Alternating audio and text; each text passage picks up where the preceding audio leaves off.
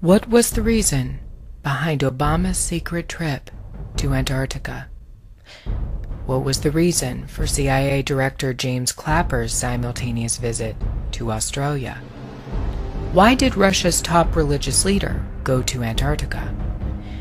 There has been a virtual media blackout about these highly unusual trips made by officials in Russia and the US. There are a couple of sources that cited Obama traveled to the southern tip of Argentina before crossing the Drake Passage to Antarctica. Indeed, Obama's secret trip comes at a highly unusual time.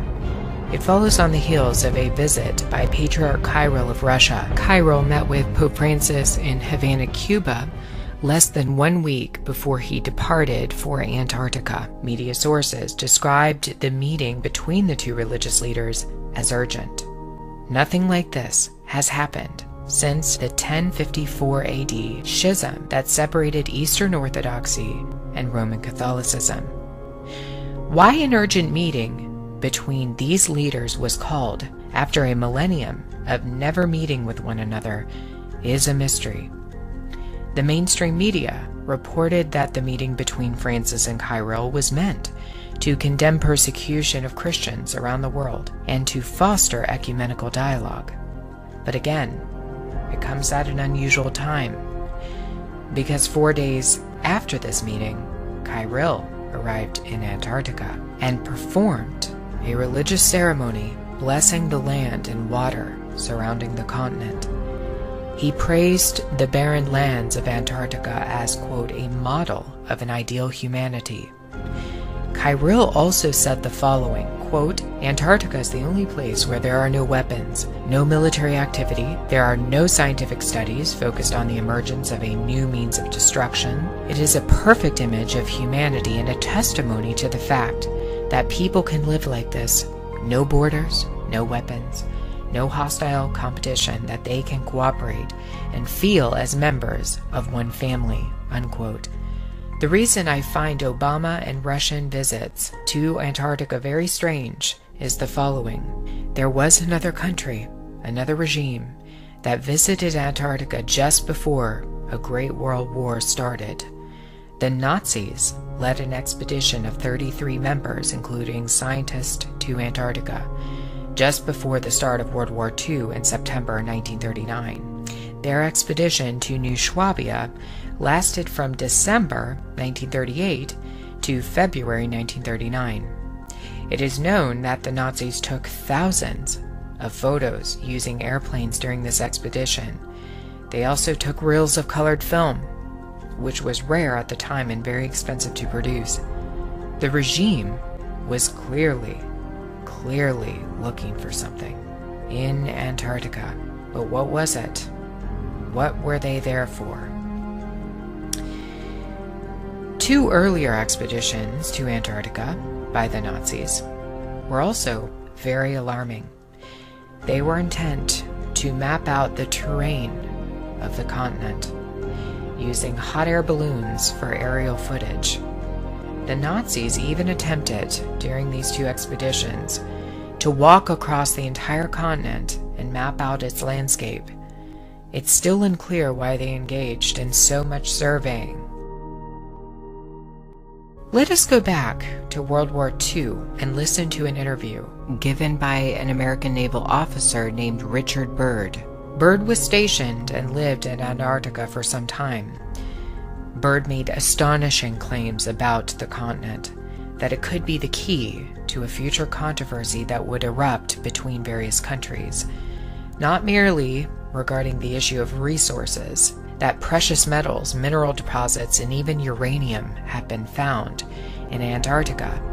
No, Richard Byrd seems to suggest that something else was there. Admiral Byrd, you've been to both the North Pole and the South Pole. Is there any unexplored land left on this Earth that might appeal to adventurous young Americans?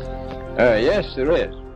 And not up around the North Pole, because it's getting crowded up there now, because they find out it's really usable, not only to live in, but militarily.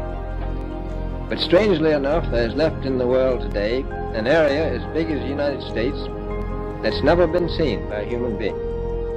and that's beyond the pole on the other side of the South Pole from Middle America. And I think it's quite astonishing that there should be an area as big as that unexplored. This is a tremendous So challenge. there's a lot of adventure left down at the bottom of the world. Admiral, an expedition to which I believe you're the advisor is now en route. What is that expedition doing? Well, that's the icebreaker Atka, and it's a reconnaissance expedition. It's going down to the South Pole area to make certain observations and to look for some bases. They will be back in April, and they will report back, and upon the information we get from that undertaking, we will base the bigger expedition that's to follow. Is that very definitely planned, or is that... That is being planned right now. So I'm willing to say to you that there will be a number of expeditions that will follow, I think, year after year. Richard Byrd verified that Antarctica wasn't about resources, but rather that the Nazis had established secret bases for some reason. Perhaps they were protecting something. Operation High Jump, coordinated by Byrd, which included US, Russian, Australian, and British forces, was meant to close in on the Nazis' strange operations in Antarctica. We'll return to Richard Byrd later on in this video. The logo for the Nazis' third expedition to Antarctica shows that they were interested in a particular portion of the continent called New Swabia. You can see on this emblem that there were lines drawn to bring your attention to an exact coordinate, ending on a particular target. Perhaps the Nazis were hiding a secret in plain sight, that they had located something. Were they pointing us, perhaps, to a hole that existed into the earth? A pathway into the center of a hollow earth. There is evidence to suggest that the Nazis believed in the hollow earth and held to an understanding that perhaps there was a passageway to the other side. While hollow earth is not a popular idea these days, it was during World War II. In fact, it was suggested that most of the top Nazi officials believed in a hollow earth concept. Many within Nazi pop culture also believed in a hollow earth, including German writer Karl Neupert. In the book called Between Science and Fiction, The Hollow Earth as Concept and Conceit, the author documents that Neupert began what appeared to be a cult following of hollow earth believers in Germany at the time. The idea was that the earth was shaped like an eyeball, a portal leading into it where the North Pole is located, and another portal leading into it where the South Pole is located. The inner portion of the earth is hollow. Likewise, the eye has an entry where blood is pumped into it, but the actual eye globe is hollow, filled with a substance called vitreous humor to protect it. Toward the end of the eye, a lens is located that resembles a mass of land in an ocean.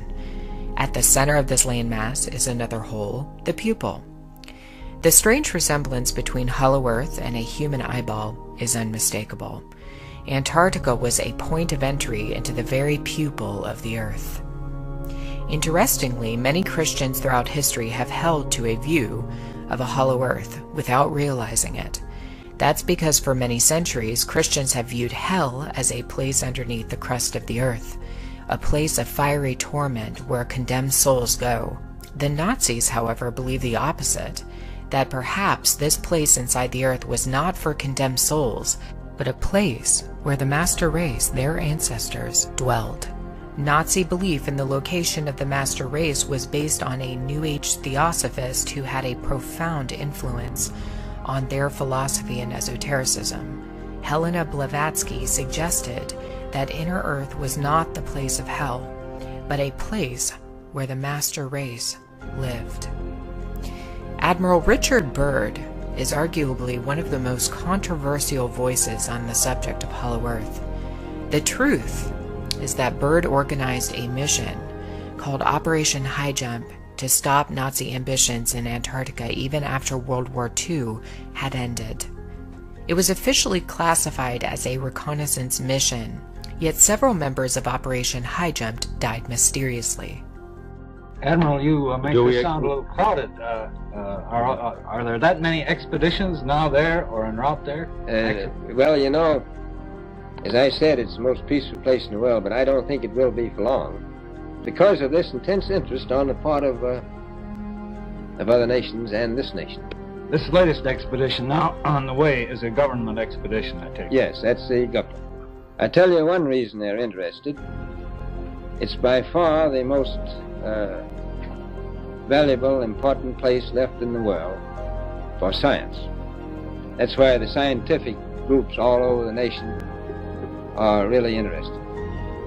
But more important than that, it has to do with the future of the nation, those to come after us, or even during your lifetime.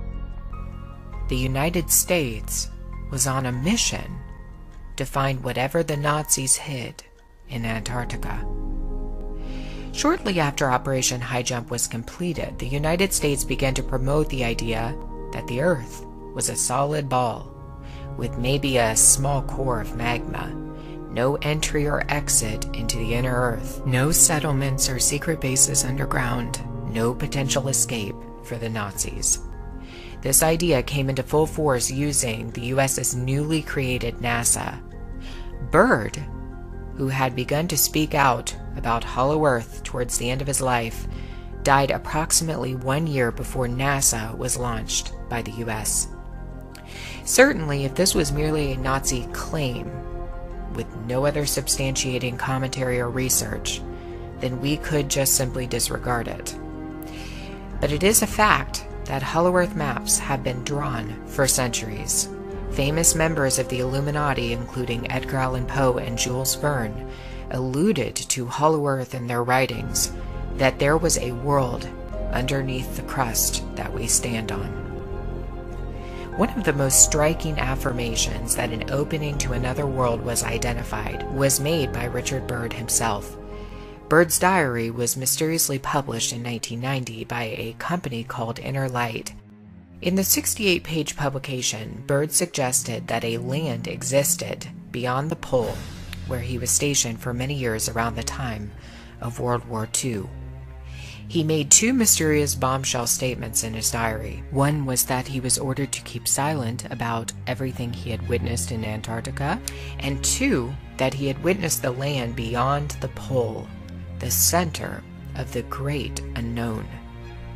Let us not forget that thousands of top-secret scientists in Germany seemed to disappear overnight at the end of the war. Some people believe that they escaped to the United States in something called Operation Paperclip, but some others are a bit more suspicious, thinking that perhaps these scientists made a quick exit off of the face of the world, literally, to the hollow reaches of the Earth, perhaps into the very inner quarters and to the location where another race of beings dwell.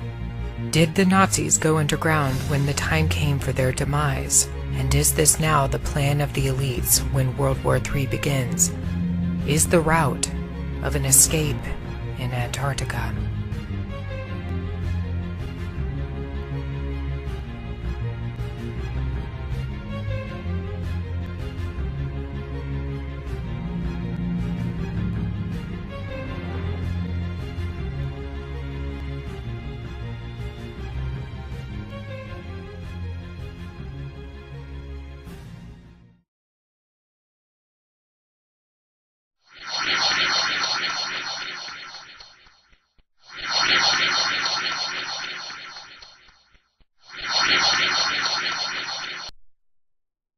Please open mind. Discern this in all information. Researcher discovers a huge pyramid in Antarctica using satellite images, posted on ancient-code.com. According to Vicente Fuentes, a vivid researcher, there is in fact, at least, one pyramid hidden beneath the vast sheet of ice on Antarctica. This would mean that in the distant past, when Antarctica was much different than it is today, ancient civilizations could have developed on the now frozen continent, leaving behind marvelous constructions, telling the story of a time when our planet was inhabited by different civilizations, at a completely different time, omitted by history and mainstream researchers. Fuentes goes through the main characteristics of the pyramid and other structures that could be located on the vast sheet of ice, making comparisons to the Great Pyramid of Egypt. The idea that there are pyramids hidden at Antarctica goes back several decades. While skeptics remain unconfident, suggesting that these structures are mere natural formations, satellite images and accounts of people traveling there tell a much different story. The idea that these pyramids exist has caused speculation regarding what Antarctica was like in the distant past. Some suggest it wasn't always as cold as it is today, and interestingly, scientific research seems to prove that Antarctica was very different in the distant past. According to a research from 2009, scientists studied the icy continent, collected samples and came across pollen particles in Antarctica suggesting that the ecosystem of Antarctica was very different in the past, pointing that the summer temperature reached around 20 degrees Celsius at one point. In 2012, another team of researchers managed to identify 32 species of bacteria and 2,800-year-old halophile microbes in water samples from Lake Vita in East Antarctica. The permanent surface ice on the lake is the thickest non-glacial ice on Earth. According to researchers, during its long history, Antarctica was located farther north and experienced a tropical or temperate climate, meaning that it was covered in forests, and inhabited by various ancient life forms. What does this mean? Well, given the little we know about the life on our planet in the distant past, it is likely that people lived on this now icy continent and developed as a society just like people did in Africa, Europe, and Asia. Even though this is something considered as unlikely by mainstream scholars, the only way we will know for sure the secrets hidden beneath the ice is by exploring the continent and allowing society to see the results. If we go back to Africa, we know that scholars and Egyptologists have long suspected that the Sphinx is much older than believed, possibly even over 10,000 years old. These theories are supported by the discovery of water erosion on the gigantic Sphinx, which according to scholars tells the story of extreme climate change in the distant past. This means that if the climate in Africa and other parts of the world changed drastically, it is possible that the same thing happened in Antarctica in the distant past. If researchers manage to prove that the pyramids of Antarctica are man-made structures, the discovery could cause a major revision of the history of humanity. But myths and speculation about Terra Australis date back to the antiquity.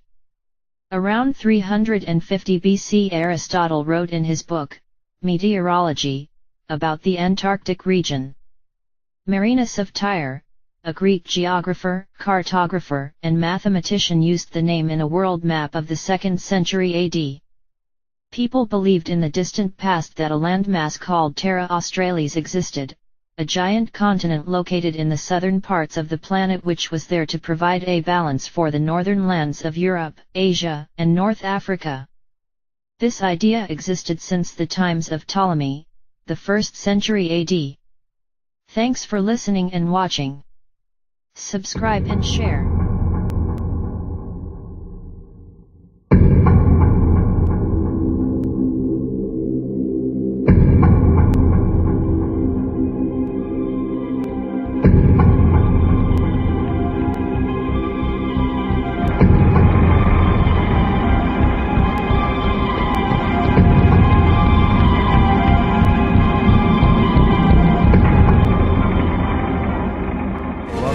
Hour number 2, an historic radio program for you tonight with Jim Mars, Harry Cooper, and remote viewer Dick Allgaier. Well, this remote viewing session really underscores the truth of your book, the reality of the story that Don Angel reported to you.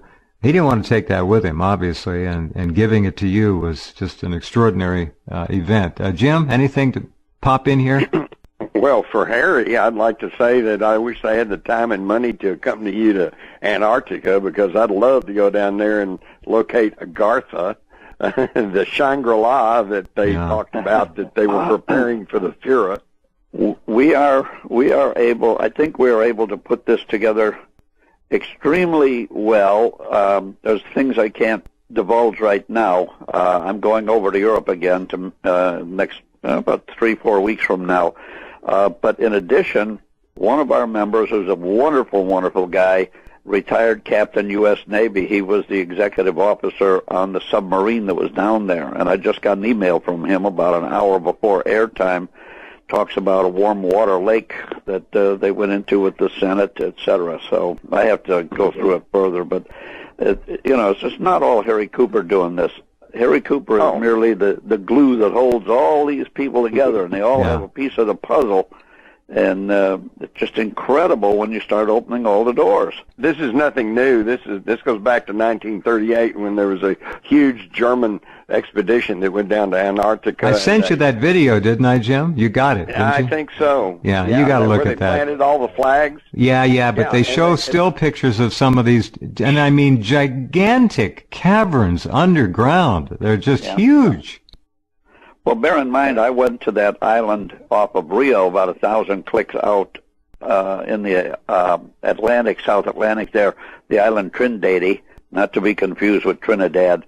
And this is where that expedition laid over for a while. That island is owned by Brazil, and they've had a naval contingent there forever. And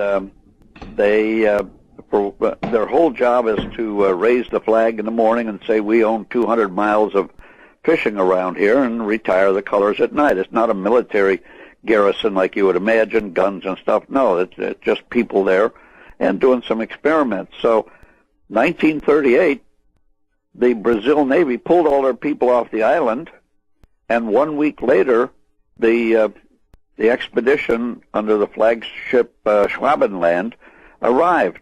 They built. Look at the website sharkhunters.com and go to previous tours, and then click Brazil. They built 2 80-meter tall radio towers. I was in the remains of one of the radio shacks, and then in 1941, the Germans pulled their people off. The Brazil Navy put their people back on. There's a little memorial. There's a picture of that little memorial. It's a handmade memorial, a painted rock with other painted rocks that spell out 1941. Then in 1945, July, the Brazil Navy pulled their people off the island again, and a German contingent came down. This is 3 months after the war ended. One of the German sailors was killed in an accident, and we found this giant rock that had 717 painted on it, weathered all to heck, and we assumed that meant he was killed on the 17th of July.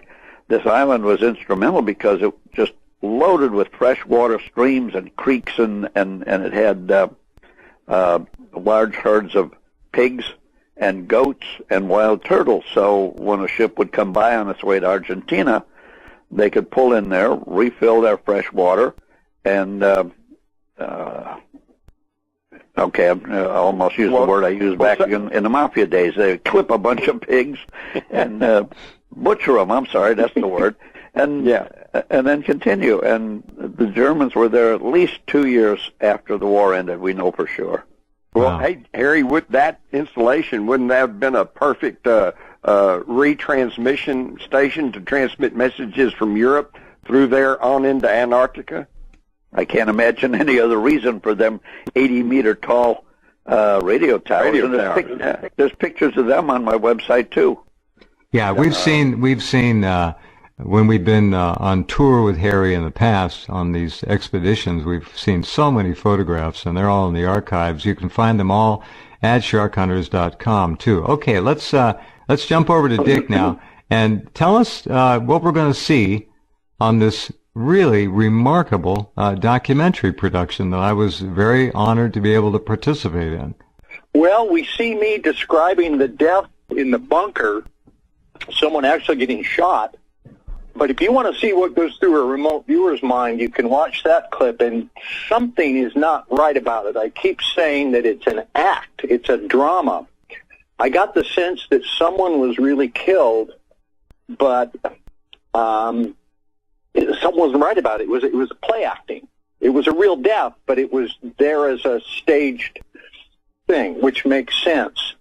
I also perceived that there was a delegation came, there was some meeting, people met, some agreement was made, and a leader was told, the guy in charge was told, well, you're going to do this, and he wasn't happy about it. So here's my question for Harry Cooper and for Jim Mars.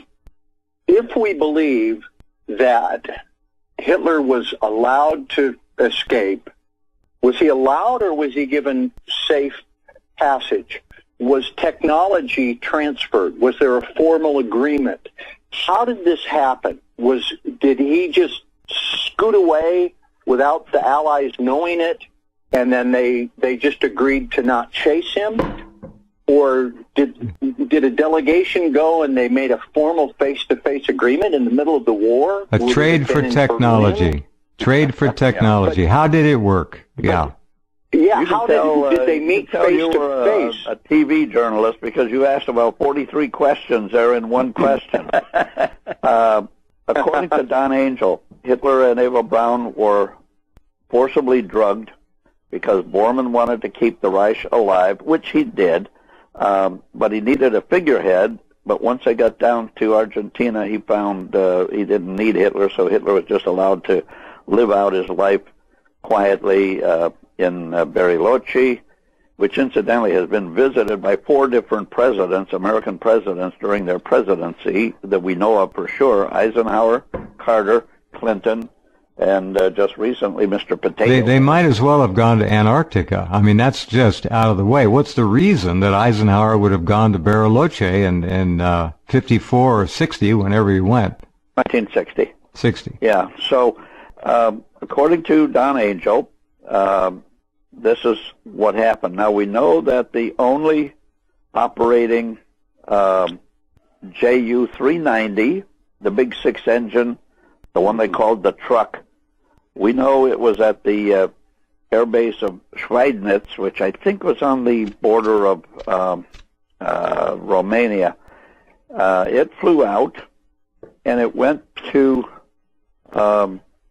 Norway, which was the only part of the German forces that had not been conquered, and they were just, the war was over, so they were just waiting for the Brits or the Americans or somebody to come and scoop them up, which took 3 months.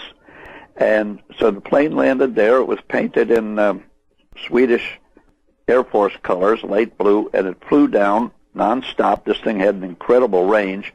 Flew down nonstop and landed on a road or on an estancia, a ranch in Uruguay, and was immediately disassembled and the parts all thrown away. When I was there just this past February, we were interviewing a lot of old people that lived there, Germans. I don't speak Spanish, but I get along fine with my German down there. And this lady was sitting there, older lady. She doesn't know anything. She heard about it. She doesn't know nothing. But no, there was no Nazis down here. And the lady had 3 swastikas tattooed on her forearm. So that's how he got down there. And then he went to live in Bariloche, which is a beautiful place. But we can go, we can use up another 2 whole hours on that. Yeah, on the cover of Harry's book is a color photograph of the beautiful home, Bavarian style, built by the Mercedes family in Bariloche that Hitler apparently lived in. And, yeah, we got to thank Jeff for helping design that cover. That story of Don Angel telling about being on the U-boat with Martin Bormann was one of the best stories I've ever read. I read that book, and that is just about being in that cramped, stinky U-boat, and Don Angel didn't like being in U-boats, and Martin Bormann was not a nice guy. There are just touches in there that you can just tell it. He's telling that it's a real story. There's so much detail. It's a great story. Yeah, he got along with Bormann as much as he had to, but like you say, Bormann was hard to get along with, and that one exchange where the captain of the U-boat got angry with Don Angel and gave him an ass chewing, and then Bormann stood him up and reminded him that if he insulted Don Angel again, it would be the same as insulting the leader of the Third Reich, which was Bormann at that time. And he said, "Do I need to remind you of the consequences of insulting the Fuhrer?" Wow. Which I think meant Schutzki. Mm-hmm. Yeah, Quite a story. It was an interesting book to work on. I loved every minute of it, and the thing I like about it most, it's absolutely accurate, right on the button. Well, the scenario I can see that fits with everything we know, everything I know anyway, and with Dick's remote viewing, is that Dick, the sequence you talked about where somebody who obviously knew Hitler and came to him, and I don't think he used the term whisper in his ear, but he was there and they had a private conversation, and that was apparently kind of the turning point. That's why in your remote viewing I think you turned to that. In my scenario, I would say that was Bormann, his chief of staff, who had full access to him. In fact, that's how he got to be so powerful, is that acting as chief of staff, it was Bormann who could decide who talked to Hitler and who didn't, and what they told Hitler and what they didn't. And he was pretty well running the show, especially after the summer of 44.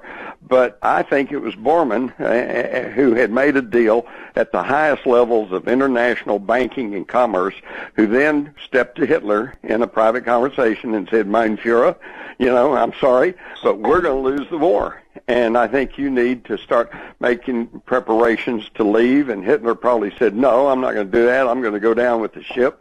And that's probably when Martin Bormann decided, well, we'll just whisk him out of here, drug him, and take him anyway. And I think the deal was cut at that level between possibly through Allen Dulles, possibly through John J. McCloy, who was CEO of National City Bank in the 30s, and they were the largest lenders of money to the Nazi government. And good friends with the head of ABS, head of the German Central Bank, and I think that at that level they said, "Okay, look, the war's going to be gone. Let's carve up Germany. We'll all get our fingers in the pie, and America needs we need the nuclear technology so we can end the war with Japan." And I think that's where the deal was cut. And they would tell Hitler, "Look, if you don't do this, all of Germany is going to be a wasteland, and you have to do it, mein Führer." And I think that's what turned him. He felt betrayed. He felt bitter. And the thing that stuck with me, Dick, is when you said he knew he had to do this. He didn't want to do it, but he had to do it. Okay? So obviously there was extreme leverage on him. And I think that was it. It was either you go along with this or your beloved Germany will be totally destroyed. It damn near was, but yeah. Very interesting. Devastated, but it sure sprang back well. Yeah, well, you said something. Harry Cooper said something. He said, here's this man, make Germany great again. Sounds like a familiar political statement, doesn't it? It does, yeah. What goes around comes around. When we look at the bird expedition known as Operation High Jump, and then we look at that film I finally found and got to you, and I also sent it to Jim, the 1938-39 German expedition to Antarctica, and you look at some of the still pictures in there of these gigantic underground, not under the snow and ice, underground caverns. I mean, these things are huge. And you think about that, and you know what thought came to me, Harry? What's that? The thought was, wow, and then what didn't they show us that they found down there? Yeah. And we have, we've been told that it's very difficult to get, get to places we need down there. But as you know, in my understanding of the German language, Eingang verboten means Harry's welcome here. That's right. But we have already gotten the green light from several of the governing agencies down there. So we're not going to have any problem with the authorities. We're not going to have to outrun the police. We've been promised cooperation from several of these entities, and we've got stuff that I can't even mention just yet. Right. If anybody out there is listening who knows anyone who was involved with Operation High Jump, and there's some of those men are still alive. There were about 5,000 plus of them in Admiral Byrd's transports and his aircraft carrier and all that. They went down there, and they met a very unpleasant welcome. And Operation High Jump, look it up, do your research, folks. It's Admiral Byrd got his tail kicked, and he left. Something's down there, and I'm not sure that Harry Cooper will be able to find that, but he's going looking, and it may be time that be investigated fully. When you look at that film, I should post it again, and look at the caverns there that are completely weather resistant.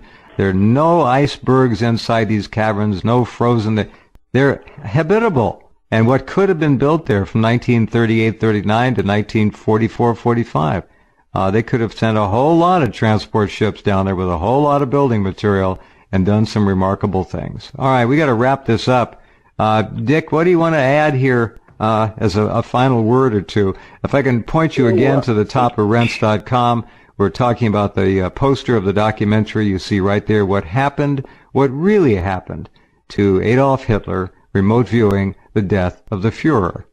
Yeah, I think it's one of the best remote viewing documentaries that honestly shows real remote viewing. It's Jeff Rentz helped write it and produce it. He's the narrator, and anything is good with Jim Mars in it. Jim Mars providing commentary. The link is there, and I think it's worth watching. And it's just been so interesting to get feedback. As a remote viewer, you often crave feedback because you stand there and you don't know. I don't know why I wrote nuclear stuff. I don't know why I drew a guy anonymously buried in a, and it's interesting for me to hear it from the guy who knows, and that's Harry Cooper. So it's been an interesting show. Thank you so much, guys, for helping out. You got it. Harry, anything you want to add here? This is really an extraordinary subject, and I think we are now getting further confirmation of your long and dedicated work to bring historical truth to all of us.